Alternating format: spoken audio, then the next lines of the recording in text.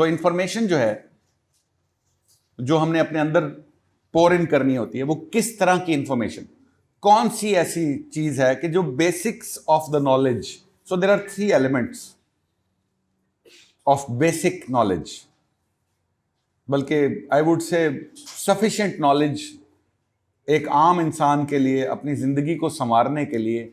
ये 3 एरियाज हैं कि जिनको अगर वो फोकस कर ले अपनी लाइफ में, और इन 3 एरियाज के वाली इंफॉर्मेशन और इन 3 एरियाज के मुताबिक इल्म को हासिल करे, तो इल्म उसके लिए काफी रहेगा. Anything other these 3 elements, anything other than that is extra. वो फिर जरूरत से ज्यादा है.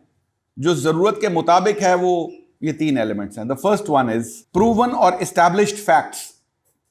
पहली चीज है प्रूवन और एस्टैब्लिश्ड फैक्ट्स. दूसरी चीज है the chain of good. The chain of good, अच्छाई की लड़ी. And the last one is justice and duties. So first one was proven and established facts. The second one is chain of good, and the last one is justice and duties. Now, first of all, we come to proven and established facts.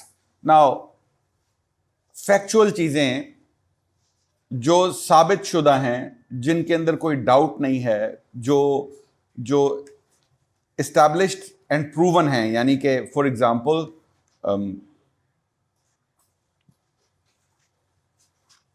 Early to bed early to rise, मिसाल के तौर पर कि जी जल्दी सोएं जल्दी उठें. अब ये लोगों ने, this has been proven over the years that this bears good effects on your health and it helps you regulate your life. Now this is just one concept. अब कोई इसके ऊपर अगर मजीद रिसर्च करना चाहता है, प्रूवन और एस्टैब्लिश्ड फैक्ट को मजीद ढूंढना चाहता है, मजीद पता करना चाहता है कि ये फैक्चुअली कैसा है, तो वो उसमें अपना एक्सपीरियंस भी इन्वॉल्व कर लेता है. यानी वो खुद भी ये ट्राई करता है और उसके फिर जो बेनिफिट्स होते हैं वो उसको पता चलते हैं, या उसके प्रोज एंड कॉन्स उसको पता चलते हैं. So such people who to find the solution of the problems of their lives, they find those solutions which have already been instructed or which have already been practiced and have been proven to be factual, which are beyond doubt, जिसको हम कह सकते हैं. अब मिसाल के तौर पर there is a concept जो अंग्रेजों ने हमें दिया है, कि वो ये है कि जो बच्चे होते हैं ना, उनको मारना नहीं चाहिए. तो क्या ये एस्टैब्लिश्ड एंड प्रूवन फैक्ट है या नहीं? All those who think this is a proven and established fact, raise your hands. All those who think that it is not a proven and established fact, raise your hands. So those who think that it is not a proven and established fact, they are correct. It is not a proven fact, not an established fact. Why is it so? So this is not a factual thing. This needs to be explored more in order to establish this as a fact in your mind. बात समझ आई है? अब एक student है, वो अपने आप को ठीक भी नहीं करता, और अगर उसके साथ सख्ती की जाती है तो उसका कॉन्सेप्ट ये है कि बच्चों को तो कुछ कहना ही नहीं चाहिए, ये तो जुल्म होता है. तो आप बताइए कि उसकी साइकोलॉजी में क्या होगा? वो अपने आप को ठीक भी नहीं कर रहा और इल्जाम भी अपने आप को मजलूम समझ रहा है, और इल्जाम उनको दे रहा है कि जो उसको ठीक करना चाह रहे हैं. तो उसकी पर्सनैलिटी में क्या होगा? Self pity. वो अपने आप को मजलूम समझना शुरू कर देगा, and he will not go towards correcting himself. In fact वो अपने आप को मजलूम समझ के गलत ही रहता चला जाएगा. और उसके अंदर कोई इंप्रूवमेंट नहीं होगी। बात समझ आ रही है आप लोगों को? So you see, this is how big is the impact of what we believe. इतना बड़ा इंपैक्ट, हमारी पर्सनैलिटीज शेप होती हैं इससे। तो हमने जो अपनी बिलीफ के लिए जो इंफॉर्मेशन लेनी होती है, हमको वो इंफॉर्मेशन बड़ी सोच समझ के लेनी चाहिए। बात समझ आ गई आप लोगों को? And this is what happens when unguided people who do not have the understanding कि हमें अपने जो अंदर सिस्टम ऑफ इंफॉर्मेशन एस्टैब्लिश करना है वो कैसे करना है, उसका स्टैंडर्ड क्या होगा, on what standards, they get misled. हालांकि देखो ना, ये अभी आप लोगों में से कुछ लोगों ने हाथ खड़ा किया, इसका मतलब ये है कि आपके ख्याल में ये एस्टैब्लिश्ड, आपके ज़हन में एस्टैब्लिश था ऑलरेडी कि बच्चों को तो कुछ कहना ही नहीं चाहिए। लेकिन is it a proven fact? No, it is not a proven fact.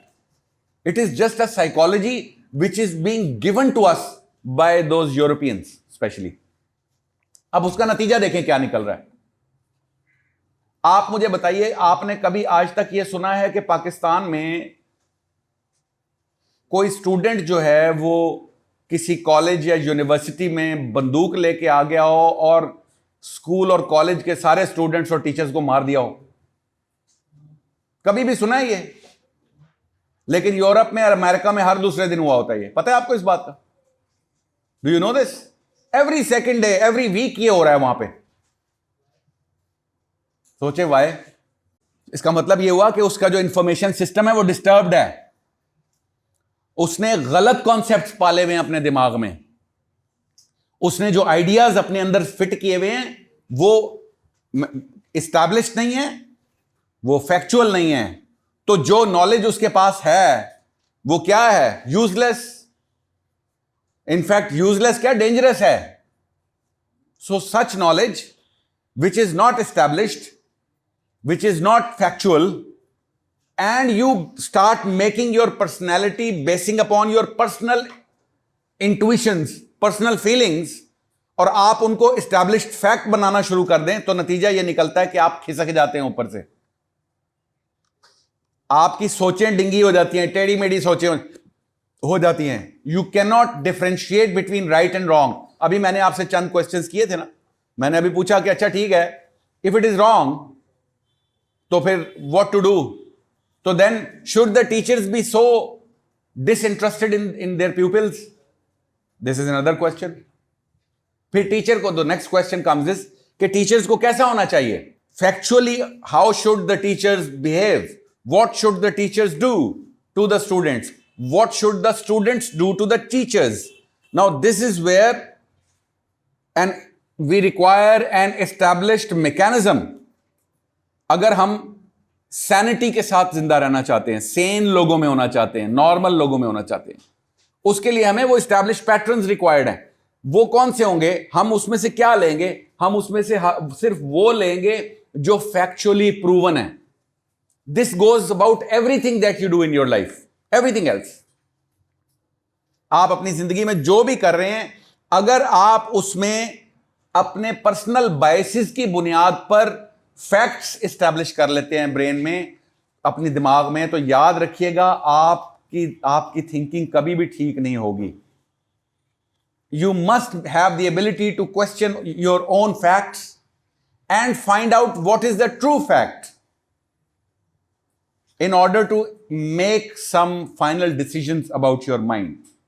अभी एक बच्चा है, वो साइकोलॉजी की एक किताब पढ़नी शुरू कर देता है और वो अपने पर्सनल एक्सपीरियंसेस को, जो उसकी जिंदगी में हुआ है, वो उस साइकोलॉजी की किताब के हिसाब से मैच करना शुरू कर देता है और उससे नतीजे निकाल लेता है। तो आप बताइए कि क्या ये वो जो उसकी सोच बन रही है वो फैक्चुअल है, प्रूवन है, या नॉन फैक्चुअल है और पर्सनल है? This is what I mean by this, कि आपको अपनी जो बायसेस हैं, मेरा अगर बायस है कि मुझे एक चीज नहीं पसंद, तो अब मैं उसके लिए रीजंस ढूंढ लूंगा। किताब पढ़ूंगा, उसमें देखो लिखा होगा फलानी चीज अच्छी नहीं होती, हालांकि उसके अंदर अच्छाइयां भी हैं, लेकिन चूंकि मुझे पसंद नहीं है तो मैं सिर्फ उसकी बुराई याद रखूंगा बस। तो this is not learning, this is building your own biases. उसका नतीजा क्या होता है? आप साइकोलॉजिकली खिसकना शुरू हो जाते हैं। So always question what you establish in your mind, always question. हमेशा उसको अपने आप से सवाल करें, किसी से नहीं, अपने से, कि यार ये जो मैंने आइडिया बनाया है ये ठीक है कि गलत है? इज इट ट्रू और not? How to find out if it is true और not? And if you can not find out, keep it pending till the time you find out. Don't make it an established fact for yourself. This was first thing. Second is chain of the continuity of good. There are few things कि जो हमेशा से हर जमाने में, हर वक्त में जिनको अच्छा माना गया है, यानी ये वो कैरेक्टर ट्रेट्स हैं। दूसरी जो इंपॉर्टेंट नॉलेज आपको एक बंदा अगर वो गेन करे, उसके बारे में नॉलेज हासिल करे, तो वो हमेशा सक्सेसफुल रहेगा। वो है चेन ऑफ गुड, कि जो भी अच्छाई दुनिया में जहां जहां हुई है, irrespective of religion and irrespective of caste and creed, अगर अच्छाई और भलाई किसी ने की, तो उसको लर्न करना, उससे नॉलेज हासिल करना इज ऑलवेज फ्रूटफुल। तो you will realise that the chain of good can be found anywhere, in any shape. उसको अटेन करना, दैट इज प्रॉफिटेबल नॉलेज। तो सेकेंड पार्ट हो गया प्रॉफिटेबल नॉलेज का, the chain of good. And the last one is justice and duties and justice in duties, both ways. Justice क्या होता है? What is justice? I have not asked for the translation. What is justice? Justice is this: